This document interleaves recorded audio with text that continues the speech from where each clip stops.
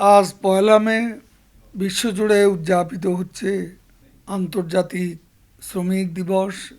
সংহতি, দৃঢ়তা ও রক্তের বিনিময়ে অর্জিত যে বিজয়, সেটাই মে দিবস। শ্রমিকরা ঘটনাটি ঘটিয়েছিল বলেই মে দিবসকে আবার শ্রমিক দিবস বলা হয়। আন্দোলন ও সংগ্রামের মূলে ছিল শোষণ বঞ্চনার অবসান ঘটিয়ে গণতান্ত্রিক অধিকার আদায় ও সংরক্ষণ করা। জাতির পিতা বঙ্গবন্ধু শেখ মুজিবুর রহমান উদ্যোগে বাংলাদেশে 1972 সালে 22 জুন আন্তর্জাতিক শ্রম সংস্থার সদস্য পদ লাভ করে। একই দিনে বাংলাদেশ আইএলওর 29টি কনভেনশন অনুসমর্থন করে, যা ছিল একটা বিরল ঘটনা। শ্রমজীবী মানুষের জীবনমান উন্নয়ন, তাদের অধিকার রক্ষার এক অনন্য স্বীকৃতি। 1973 সালে বাংলাদেশ বিশ্ব ট্রেড ইউনিয়ন কেন্দ্রের সদস্য পদ লাভ করে।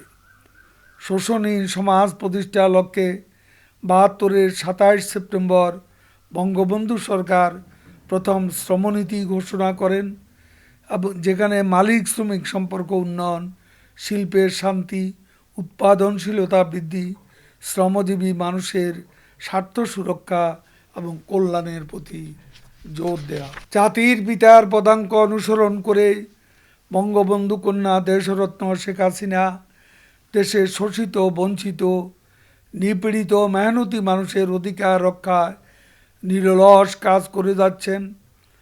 শেখ হাসিনা সরকার শ্রমিক বান্ধব সরকার। গত এক দশকে বাংলাদেশের শ্রম পরিস্থিতি সন্তোষজনক অবস্থা উত্তীর্ণ হয়েছে। শেখ হাসিনা সরকারের চেষ্টা শিশু শ্রম নিষিদ্ধ, শ্রম আইন বাস্তবায়ন থেকে শুরু করে পোশাক শ্রমিকদের বেতন বৃদ্ধি, কৃষি শ্রমিকদের ন্যায্য পাওনা পরিশোধ করার ব্যবস্থা করেছে সরকার। 2009 সালে সরকার গঠনের পর মাননীয় প্রধানমন্ত্রী শেখ হাসিনার সুযোগ্য নেতৃত্বে সরকার বেশ কিছু গুরুত্বপূর্ণ কার্যক্রম গ্রহণ এবং তাতে উল্লেখযোগ্য সাফল্য অর্জন করেছে। বিশেষ করে 2013 সালে রানা প্লাজা দুর্ঘটনার পর শেখ হাসিনা সরকারের উদ্যোগে পোশাক কারখানাগুলোর পরিবেশে পরিবর্তন এনেছে। আগে যেখানে গার্মেন্টসগুলোতে দুর্যোগ মোকাবেলা কোনো প্রশিক্ষণই হতো না, এখন সেখানে বেশ কিছু কারখানা একাধিক প্রশিক্ষণ হচ্ছে। আগুন লাগলে কি করতে হবে সে সম্পর্কেও শেখানো হচ্ছে। বিভিন্ন সচেতনতামূলক কার্যক্রম পরিচালনা করছে। বেতন বোনাস নিয়েও শ্রমিকদের অভিযোগ অনেক কমে এসেছে।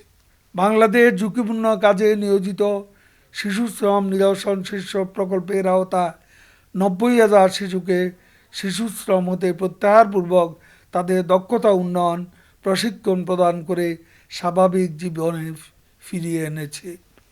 দেশের আর্থসামাজিক পরিপ্রেক্ষিত বিবেচনা সরকার গৃহকর্মে নিয়োজিত বিপুল জনগোষ্ঠীর সুরক্ষা ও কল্যাণার্থে পূর্ণাঙ্গ আইন প্রণয়নের প্রাথমিক ধাপ হিসাবে গৃহকর্মী সুরক্ষা কল্যাণ নীতি 2015 প্রণয়ন করেছে। করোনাকালেও সরকার শ্রমিকদের স্বার্থ বিবেচনা করে বর্তমানে শিল্প কারখানা চালু রেখেছে। নির্মাণ শ্রমিকদের কথা বিবেচনা করে উন্নয়ন প্রকল্পের কাজও চলমান রয়েছে। করোনায় ক্ষতিগ্রস্ত স্বল্প আয়ের গরিব মানুষের মাঝে ঈদের আনন্দ ছড়িয়ে দিতে 36 লাখ পরিবারকে দেওয়া হয়েছে নগদ সহায়তা। দেওয়া হবে 36 লাখ পরিবারকে নগদ সহায়তা দেবেন শেখ হাসিনা সরকার। এর মধ্যে 35 লক্ষ পরিবার প্রতি ঈদ উপহার হিসেবে দেওয়া হবে 2,500 টাকা করে, এবং প্রাকৃতিক দুর্যোগে ক্ষতিগ্রস্ত কৃষক পরিবার 5,000 টাকা করে পাবেন। করোনা এবং লকডাউনে কর্মহীন অসহায় মানুষের কথা বিবেচনা করে 1,24,00,000 পরিবারের মাঝে খাদ্য সহায়তা দেওয়া হবে। এর আগে করোনার শুরুতে প্রথম ঢেউ মোকাবেলায় প্রায় 73,000 কোটি টাকার প্রণোদনা প্যাকেজ ঘোষণা করা হয়েছিল, যেখান থেকেও শ্রমিকরা উপকৃত হয়েছে। পয়লা মে শুধু অন্যায় ও শোষণের বিরুদ্ধে মেহনতি মানুষের জেগে ওঠার দিন নয়, এটি একটি ঐক্যের দিন। সকল শ্রমজীবী মানুষের ভ্রাতৃত্বের বন্ধনকে আরও সুদৃঢ় করার মাধ্যমে উন্নয়নমুখী কাজের জয়যাত্রাকে এগিয়ে নিতে শপথ গ্রহণের দিনও এটি। এবারকার মে দিবস একটি ভিন্ন প্রেক্ষাপটে পালিত হচ্ছে, যখন করোনাকালীন লকডাউন পরিস্থিতি অনেককেই কর্মহীন করেছে। করোনা কবলিত বিশ্বে লকডাউন, আইসোলেশন ও সামাজিক দূরত্ব আজ শ্রমজীবী মানুষের জন্য অভিশাপ হয়ে দেখা দিয়েছে। আসুন আমরা সকলেই এ কর্মহীন, অসহায়, খেটে খাওয়া মানুষদের পাশে দাঁড়াই, বাড়িয়ে দিই সাহায্যের হাত। বাংলাদেশ আওয়ামী লীগ এবং সহযোগী সংগঠনগুলো এর মধ্যে সারা বাংলাদেশে ত্রাণ সহায়তা নিয়ে আজকে খেটে খাওয়া অসহায় মানুষের পাশে দাঁড়িয়েছে। কৃষকদের ধান কাটার মৌসুমে ধান কেটে এক অনন্য নজির গতবারের মতো এবারও স্থাপন করে চলছে আমাদের বিভিন্ন সহযোগী সংগঠন বাংলাদেশের বিভিন্ন জেলায়। আপনারা জানেন যে লকডাউন আজকে কি পরিস্থিতিতে সরকার লকডাউন দিয়েছে। করোনার দ্বিতীয় তরঙ্গ যখন সংক্রমণ ও মৃত্যুর হার বাড়িয়ে তুলছিল এবং দিনে দিনে বৃদ্ধি পাচ্ছিল ইনফেকশন এবং ফ্যাটালিটিস, এরকম একটা ভয়াবহ অবস্থায় সরকার বাধ্য হয়েই লকডাউন দিয়েছে এবং এই লকডাউন দিয়ে এর যে কিছু সুফল এর মধ্যে পাওয়া যাচ্ছে, সংক্রমণ এবং মৃত্যুর হার কিছুটা কমে এসেছে। এটা অবশ্যই লকডাউন দেওয়ার ফলেই এ ধরনের সুফল পাওয়া যাচ্ছে। সরকার ঈদ এবং রমজান কথা বিবেচনা করে এবং শ্রমজীবী মানুষ যারা দোকানপাট, শপিং মলে কাজ করে, তাদের কথা চিন্তা করে লকডাউন সেখানে শিথিল করেছে। লকডাউনের পর ঈদকে সামনে রেখে জনস্বার্থে কথা বিবেচনা রেখে সরকার গণপরিবহন চালুর ব্যাপারেও চিন্তা ভাবনা করছে। কাজেই আন্দোলন বিক্ষোভে না গিয়ে আমি বাংলাদেশে পরিবহন শ্রমিক ভাইদের আপাতত ধৈর্য ধরার আহ্বান জানাচ্ছি।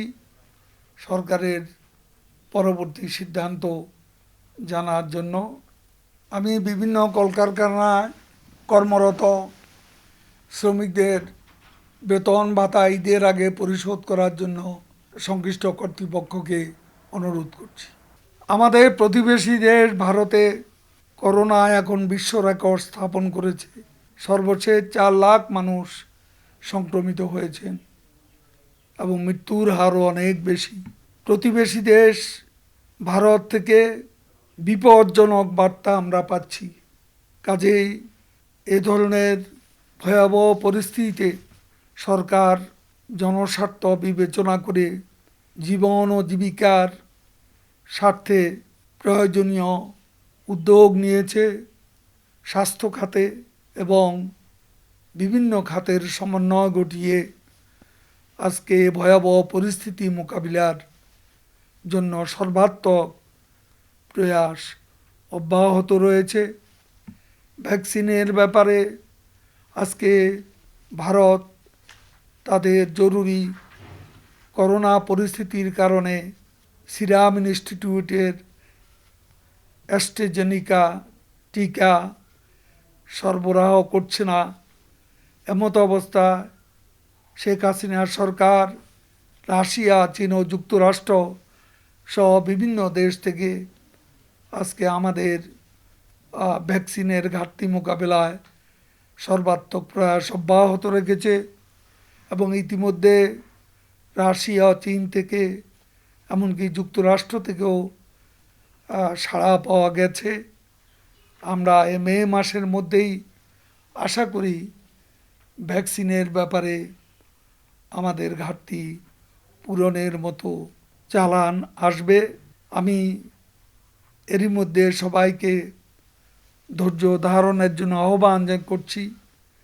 বিএনপি আজ এই করোনা পরিস্থিতিতেও তারা অপপ্রচার বন্ধ করছে না, সরকারের বিরুদ্ধে লাগামহীন অপপ্রচার, মিথ্যাচার তারা চালিয়ে যাচ্ছে। আজকে ভ্যাকসিন নিয়ে সরকার নাকি ব্যবসা করছে, এই ধরনের ভুয়া অভিযোগ, এই ধরনের মিথ্যাচার করতেও বিএনপি এতটুকু সংকোচ বোধ করে না। করোনার যে ভয়াবহতা, তাদের প্রধান নেত্রী আজকে হাসপাতালে, তারপরও তাদের কেন টনক নড়ে না, সেটি আমার জিজ্ঞাসা, সেটাই জনগণের প্রশ্ন। আজকে সরকার ব্যবসা করা নয়, জনগণের সেবা করাই শেখ হাসিনা সরকারের ব্রত। সংকটে দুর্যোগে মানুষের পাশে দাঁড়ানো আওয়ামী লীগের সহজাত ঐতিহ্য। ৭০ সালের 12ই নভেম্বরের ভয়াল ঘূর্ণিঝড়ে জীবন ও সম্পদের ব্যাপক ক্ষয়ক্ষতি যখন হয়, বঙ্গবন্ধু তখন নির্বাচনী কর্মকাণ্ড স্থগিত রেখে বলেছিলেন, এ সময়ে নির্বাচন বড় কথা নয়, এখন দুর্যোগ কবলিত মানুষের পাশে দাঁড়ানোই আমাদের রাজনীতি। তিনি ছুটে গিয়েছিলেন দুর্গত মানুষের পাশে। বিএনপি ফ্রি স্টাইল সমালোচনায় মুখর।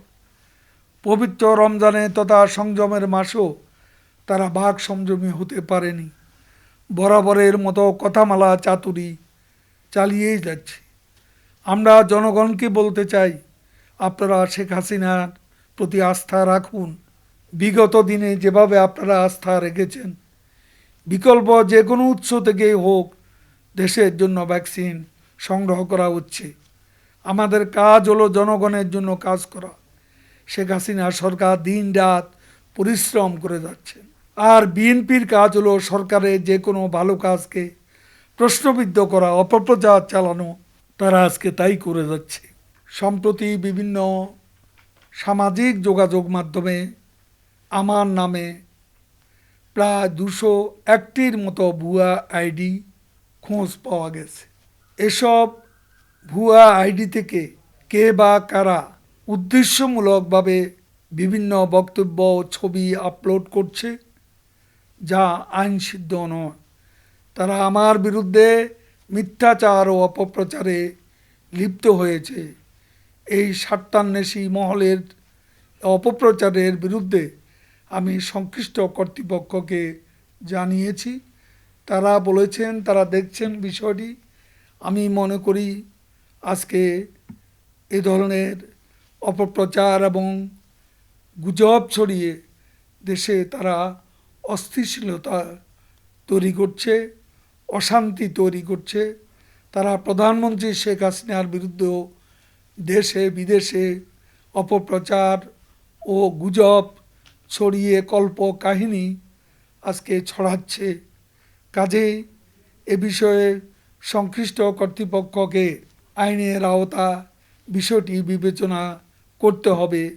যারা বলেন যে আজকে ডিজিটাল নিরাপত্তা আইন খারাপ বিষয়, আমি তাদের বলতে চাই, আজকে যেসব গুজব, অপপ্রচার, ফেক আইডি তৈরি করে মিথ্যাচার করা, প্রধানমন্ত্রীর বিরুদ্ধে গুজব ছড়ানো এবং অপপ্রচার করা, এসব কি আইনসম্মত? এসব কি সমর্থনযোগ্য? তাহলে এসবের বিরুদ্ধে যখন মামলা করা হয়, তখনই বিএনপি বলে ডিজিটাল নিরাপত্তা আইনের বিরুদ্ধে তারা তখন উচ্চ কণ্ঠে সোচ্চার হয়। আমি বলতে চাই, আমি যে আইডিটা ব্যবহার করছি সেটা ভেরিফাইড ফেসবুক আইডি। আমার ভেরিফাইড আইডি ছাড়া অন্য সকল ভুয়া আইডি থেকে প্রচারিত বক্তব্য বা ছবি বা অন্য কোনো কন্টেন্ট থেকে বিভ্রান্ত না হওয়ার জন্য আমি সবাইকে অনুরোধ করছি।